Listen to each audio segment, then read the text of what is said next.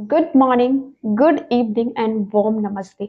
I hope आप अच्छे होंगे और अपने घर पर प्रैक्टिस कर रहे होंगे। हम पूरे 1 साल बाद फिर इस सेशन को लेकर आए हैं जिसमें मैंने प्रैक्टिकली चीजों को बताया कि हम कैसे कर सकते हैं।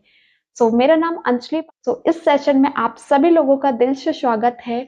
और ये जो चैलेंज है स्पेशली उन लोगों के लिए रहेगा जो और स्केचिंग में इम्प्रूवमेंट, कॉन्फिडेंस बिल्ड करना चाहते हैं और अपनी डेली रूटीन की हैबिट को बनाना चाहते हैं। तो आज हम जानेंगे कि कैसे हम बेटर तरीके से और अच्छी स्केचिंग कर सकते हैं। जैसे कि हमने 2024 में कुछ चीज़ों को जाना, कुछ गलतियाँ भी की, कुछ बहुत चीज़ों को जाना जिसमें हम ड्राइंग को इम्प्रूवमेंट किया। आप इसे देख सकते हो जो मैंने लगभग जब मैंने ये सेशन स्टार्ट किया था, जब मैं बना ही रही थी, इससे ये इनकम्प्लीट था ये स्टिल लाइफ। बट अब बिल्कुल कंप्लीट है। ये मैंने जो स्टिल लाइफ है लगभग 10 जनवरी को ही कंप्लीट कर लिया था, 2025 में ही। तो काफ़ी चीज़ें मैंने इससे सीखी और प्रैक्टिकली भी की और उसी का सार लेके आज हम फिर से स्केच करेंगे, जानेंगे कि कैसे हम चीज़ों को और बेटर तरीके से कर सकते हैं। तो यहाँ पर मैं जो आज मेरा जो मोटिव रहेगा बताने का वो एक एनिमल रहेगा, एक काऊ के ऊपर हम रफ वे पे स्केचिंग करेंगे और सिंपल स्ट्रेट लाइन देखेंगे कि कैसे हम चीज़ों को किसी चीज़ को हम देखते हैं। आप देखते हैं जब हम बनाते हैं क्योंकि हमें पता ही नहीं है कि काऊ कैसे बनाई जाती, तो हम उसे शायद ही अच्छी तरीके से बने। बट हमें जब पता है, हमने देखी है काफ़ी बार, तो हमें पता है कि काऊ इस टाइप की होती है। तो आप भी अपने काऊ का कोई भी रेफ़रेंस लीजिए, सिंपल हम लाइन्स में स्टार्टअप करेंगे। तो सबसे पहले आप मेरा सेटअप देख सकते हैं कि कैसे मैंने यहाँ पर अपना सेटअप बनाया है। तो चलते हैं अपने सेटअप की तरफ। यहाँ पर आपको इतनी बड़ी शीट्स में ये दिख रहा होगा, तो यहाँ पर आज हम स्केचिंग करेंगे और 15 दिन का जो हमने कमिटमेंट लिया है वो यहाँ पर इसे पूरा करेंगे। तो आई होप आप भी पेन पेंसिल लेकर, नोटबुक लेकर बैठ चुके होंगे। तो चलते हैं अपने प्रैक्टिकल की ओर। तो ये मैंने पेपर लिया है, पेंसिल को मैं ओवर हैंड ग्रिप में पकड़। तो यहाँ पर मैं एक काऊ का पिक्चर ले रही हूँ कि जो मैं पहले 10th स्टैंडर्ड 12th स्टैंडर्ड में इसी से प्रैक्टिस किया करती थी, वो मैं आपको अभी दिखाती हूँ। आई होप ये आपको दिख रही होगी। तो इसका जस्ट यहाँ पर मोटिव है। अगर मैं पर्पस बताऊं, यहाँ पर पर्पस जो है lines, straight line, straight lines आज हम यहाँ पर काम करें। और ये मैंने पेंसिल जो ली है 8B पेंसिल ली है ताकि वो थोड़ी डार्क होती। आप मेरे साथ भी कर सकते हैं, फिजिकली आप कोई भी काऊ का लेके प्रैक्टिस कर सकते हैं। मेरी चीजों को देख सकते हैं कि कैसे मैं यहाँ पर बना रही हूँ। स्केचिंग कोई दिखाने का पार्ट नहीं होता, ये खुद को समझाने का पार्ट होता है। यहाँ पर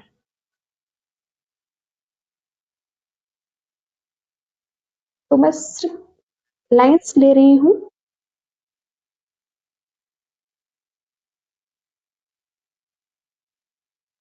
तो यहाँ पर सबसे अच्छी बात ये रहती है स्केचिंग में, यहाँ पर आप ट्राई करना सीखते हैं। ट्राई मतलब यहाँ पर आप चीज़ों को, अगर गलती हो रही है ना, वो पता करना यहाँ सीखते हो। मुझे स्केचिंग का सबसे अच्छा पार्ट ये लगता है कि यहाँ पर हम सीखते हैं। ड्राइंग में एक स्केचिंग ही ऐसा है कि यहाँ पर हम बहुत अच्छी तरीके से सीख सकते हैं। ये स्केचिंग बहुत टाइप से की जाती है। कोई करता है किसी जस्ट फील लेके आने के लिए, ताकि वो लॉन्ग आवर स्टडी में वही चीज दिखा सके, डेली प्रैक्टिस फोकस कर रहा है, चीजों को समझ सके और अपने जो ड्राइंग फ्यूचर में बनाए उस पर काम कर सके। तो यहाँ पर मैं जस्ट रफ का आइडिया ले रही हूँ कि कहाँ पर क्या चीज आनी चाहिए, और ये सब स्ट्रेट लाइन में है। अगर मुझे कुछ लग भी रहा है ना, तो वो यहाँ पर मैं ऐड कर दे रही हूँ। सेकेंड सीजन कह सकते हैं आप। फर्स्ट सीजन लेके आई थी जिसमें मैंने जस्ट आपको सिंपल एक बुक में, नोटबुक में बताया था कि कैसे कर सकते हो। बट यहाँ पर आपको बहुत बड़े साइज का शीट्स मिलेगा जिसपे आप फ्रीली काम कर सकते हो। यहाँ पर मैं आपको तरीका बता रही हूँ कि कैसे करना है। यहाँ आपको गलतियां अपनी दिख सकती हैं, तो उन्हें अवॉइड ना करें, उस चीज को देखें, उस पर अपनी गलतियों पर काम करें। और सबसे अच्छी बात ये होती है कि स्केचिंग में आप अपने मूड के अकॉर्डिंग कि अगर आपको जस्ट इसकी स्टडी करनी है तो आप इसकी कर सकते हैं, अदरवाइज अगर आपको सब चीजों की करनी है तो आप वो कर सकते हैं। यहाँ पर मैंने जस्ट इसका बेसिक ले लिया है, यहाँ पर इस टाइप से थोड़े से यहाँ पर हम सेकंड लेग्स लेंगे। चीजों को देख रही हूँ, मुझसे भी गलती होती है, ऐसी बात नहीं है कि अभी भी मैं ड्राइंग करती हूँ तो कहीं ना कहीं बहुत सारी गलतियां हो जाती हैं, बट उससे गलतियों को देखकर उसे रेक्टिफाई करना अगर आ गया तो वही चीज आपकी लर्निंग से ही आपने, ये स्केचिंग से ही आपने सीखी है। यही चीज आपने सीखी कि कैसे आप बेटर तरीके से और बना सकते हो।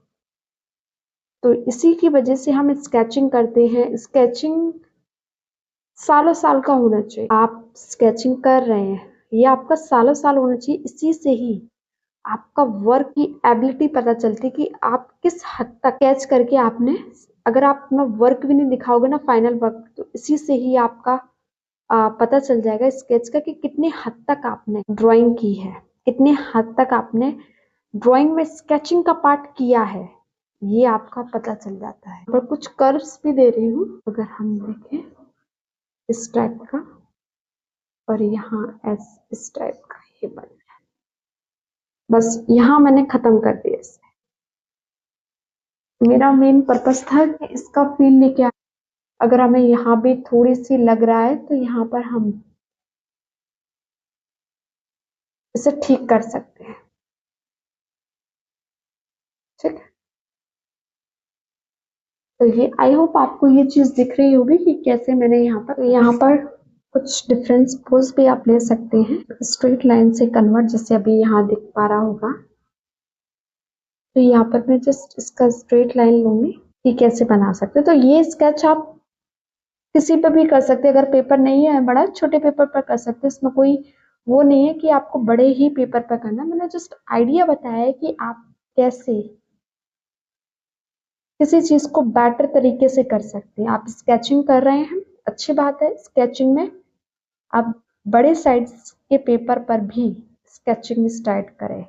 तो आज मेरा जो ये 15 दिन का स्केचिंग मैं चला रही हूँ, तो मेरा उद्देश्य यही है कि हम स्केचिंग को एक डिफरेंटली तरीके से करें।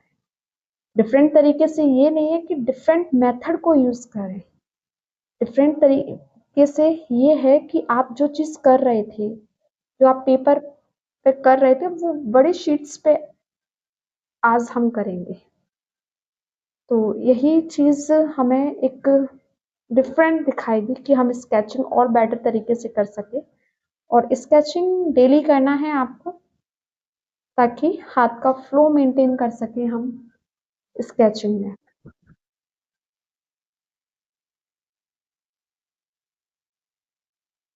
यहाँ पर मैंने एक और लिया है, मैं जस्ट रफली इसका एंगल्स जान रही हूँ कि वो किस एंगल्स में इसका फेस है।